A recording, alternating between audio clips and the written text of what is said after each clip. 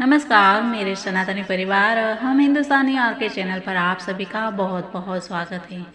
योगेश्वर श्री कृष्ण शरणम मम। भगवान श्री कृष्ण अंतर्यामी है और सभी की बातों को जानने वाले और सभी की मनोकामनाओं को पूर्ण करने वाले हैं। ऐसे भगवान की कथाओं का सुंदर गान हम कर रहे हैं, तो ऐसी कथा में आइए हम प्रवेश करते हैं। लेकिन इसके पहले अगर आप इस चैनल पर नए हैं तो हम हिंदुस्तानी आर के चैनल को सब्सक्राइब कर लीजिए। साथ ही आप बाजू वाले बेल आइकन को भी प्रेस कर दीजिएगा और वीडियो पसंद आता है तो लाइक और शेयर भी करना मत भूलिएगा।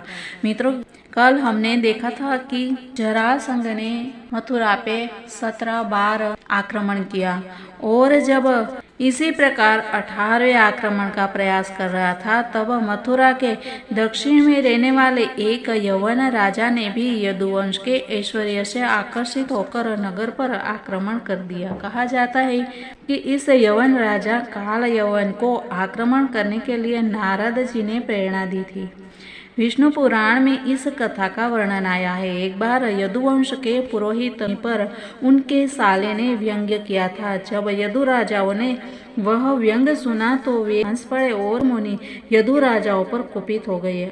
अतएव उन्होंने निश्चय किया कि वे ऐसे किसी व्यक्ति को उत्पन्न करेंगे जिससे यदुवंश भयभीत रहेगा। अतः उन्होंने शिव जी को प्रसन्न करके एक पुत्र का वरदान प्राप्त किया। एक यवन राजा की पत्नी के गर्भ से उन्होंने यह पुत्र काल यवन उत्पन्न किया।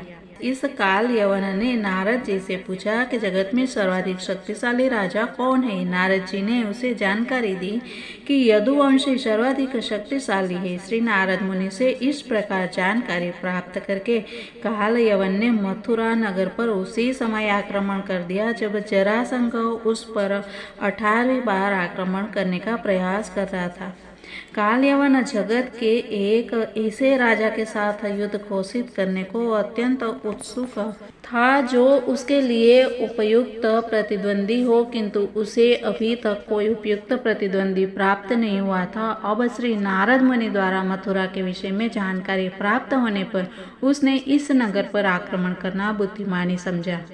मथुरा पर आक्रमण करते समय वह अपने साथ 3 करोड़ यवन से सैनिक लाया था। जब मथुरा इस प्रकार घिर गई तब भगवान श्री कृष्ण विचार करने लगे कि जरासंध तथा काल यवन नामक 2 भयानक शत्रुओं के आक्रमण के भय के कारण यदुवंश घोर विपत्ति में है।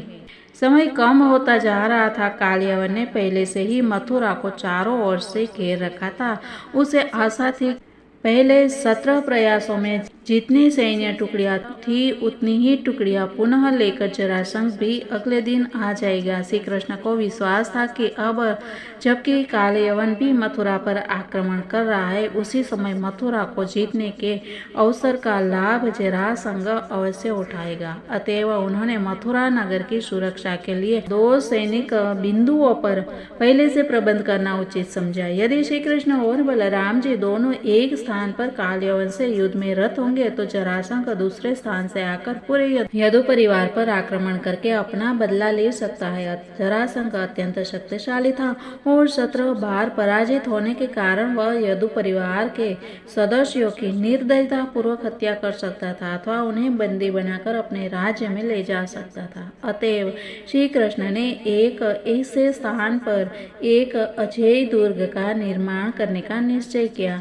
जहाँ कोई भी द्विपद जीव, चाहे वह मनुष्य हो अथवा असुर, प्रवेश न कर सके। उन्होंने अपने संबंधियों को उस दुर्ग में रखने का निश्चय किया जिससे स्वयं श्री कृष्ण शत्रुओं से युद्ध करने के लिए मुक्त रह सके। ऐसा प्रतीत होता है कि पूर्व काल में द्वारका भी मथुरा राज्य का एक भाग था, क्योंकि श्रीमद् भागवत में कहा गया है कि श्री कृष्ण ने सागर के मध्य दुर्ग का निर्माण किया। श्री कृष्ण द्वारा निर्मित दुर्ग के अवशेष आज भी द्वारका की खाड़ी में है। सर्वप्रथम उन्होंने 96 वर्ग मील में फैली हुई एक अत्यंत सुदृढ़ दीवार का निर्माण किया। यह दीवार भी समुद्र के अंदर थी। यह परकोटा अद्भुत था और विश्वकर्मा ने इसकी योजना बनाई और निर्माण किया था। कोई साधारण शिल्पी सागर के मध्य ऐसे दुर्ग का निर्माण नहीं कर सकता था, किंतु विश्वकर्मा जैसा शिल्पकार, जिसे देवताओं में अभियंता माना जाता है, ब्रह्मांड के किसी भी भाग में कहीं भी ऐसी अद्भुत शिल्पकारी कर सकता है। सागर के मध्य में विकसित सुनिर्मित इस नवीन नगर में सुनियोजित मार्ग तथा गलियां थी। न केवल वहां सुनियोजित मार्ग व गलियां थी, अपितु सुनियोजित पथ तथा उद्यान भी थे। उद्यान कल्पवृक्षों से पूर्ण थे। ये कल्पवृक्ष भौतिक जगत के साधारण वृक्षों की भांति नहीं थे। कल्पवृक्ष आध्यात्मिक जगत में पाए जाते हैं। श्री कृष्ण की परम इच्छा से सब कुछ संभव है। अतः श्री कृष्ण द्वारा निर्मित इस द्वारका नगर में कल्पवृक्ष लगाए गए थे। नगर में अनेक प्रसाद और गोपुर अथवा विशाल द्वार भी थे। बड़े मंदिरों में से कुछ में अभी भी गोपुर पाए जाते हैं। वे अत्यंत ऊंचे होते हैं और अत्यधिक कलात्मक ढंग से बनाए जाते हैं। इन प्रसादों और गोपुरों पर स्वर्णिम कलश थे। राजमहल में अथवा द्वारों पर ये कलश शुभ सुकुन माने जाते हैं। बहुत ही सुंदर वर्णन है मित्रों, ये वर्णन जानने योग्य है। लगभग सभी प्रसाद गगनचुंबी थे। प्रत्येक घर में भूमिगत कक्षों में बड़े बड़े स्वर्ण तथा चांदी से निर्मित पात्रों में अन्न संचित रहता था। कक्षों में अनेक स्वर्णिम जल कलश थे। शयन कक्षों की सज्जा रत्नों से की गई थी। भूमितल पर मरकत मणि की पच्चीकारी की गई थी। यदुवंशियों के उपास्य श्री विष्णु की मूर्ति नगर के प्रत्येक घर में स्थापित की गई थी। निवास स्थानों का प्रबंध इस प्रकार किया गया था कि विभिन्न जातियां, ब्राह्मण, क्षत्रिय, वैश्य तथा शूद्रों के अपने अपने स्थान थे। इससे ऐसा प्रतीत होता है कि उस समय भी ऐसी व्यवस्था थी। नगर के मध्य में एक और निवास स्थान था, जिसका निर्माण विशेष रूप से राजा उग्रसेन के लिए किया गया था। सभी घरों में वह सर्वाधिक शोभायमान था। जब इंद्र देवता ने देखा कि श्री कृष्ण अपनी रुचि के एक विशेष नगर का निर्माण कर रहे हैं, तब उन्होंने स्वर्ग के प्रसिद्ध पारिजात पुष्प को उस नए नगर में लगाने के लिए भेजा। उन्होंने सुधर्मा नामक एक सभा भवन भी भेजा। इस सभागृह का विशेष गुण यह था कि इसके अंदर किसी भी बैठक में भाग लेने वाला व्यक्ति वृद्धावस्था की निर्बलता पर विजय प्राप्त कर सकता था। वरुण देवता ने मन की गति से दौड़ने में समर्थ एक श्वेत अश्व भेजा, जिसके कान काले थे। देवताओं के कोषाध्यक्ष कुबेर ने भौतिक ऐश्वर्य की 8 सिद्धियों को प्राप्त करने की कला प्रदान की। इस प्रकार सभी देवता अपने अपने सामर्थ्य के अनुसार अपने अपने उपहार अर्पित करने लगे। सब मिलाकर 33 करोड़ देवता है और प्रत्येक को ब्रह्मांड के किसी विशेष भाग का प्रबंध कार्य सौंपा गया है।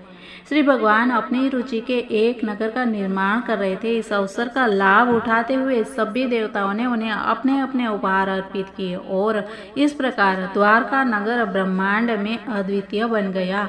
इससे इस बात की पुष्टि होती है कि निसंदेह देवता असंख्य है, किंतु वे श्री कृष्ण से स्वतंत्र नहीं है। जैसा कि श्री कृष्ण परम ईश्वर है और अन्य सब अनुयायी है, अतएव सभी सेवकों ने ब्रह्मांड में श्री कृष्ण की उपस्थिति का लाभ उठाकर उनकी सेवा करने का सुअवसर प्राप्त किया।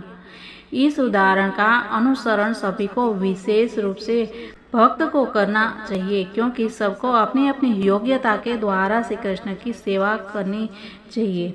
जब योजनानुसार नवीन नगर का निर्माण पूर्ण हो गया, तब श्री कृष्ण ने मथुरा से सभी नागरिकों को वहीं स्थानांतरित कर दिया और श्री बलराम को नगर पिता बना दिया। इसके पश्चात उन्होंने बलराम जी से मंत्रणा की और कमल की माला धारण करके शस्त्रास्त्र उठाए बिना काल यवन का सामना करने के लिए नगर से बाहर आए। काल यवन ने ही मथुरा पर पहले ही घेरा डाल दिया था। अब काल यवन के साथ कैसे भगवान युद्ध करते हैं और साथ ही जरासंध का भी क्या हाल करते हैं, वो सब मित्रों हम जानने वाले हैं, लेकिन वो जानेंगे हम कल की बातों में। तब तक सबको सनातन धर्म की जय और भारत माता की जय।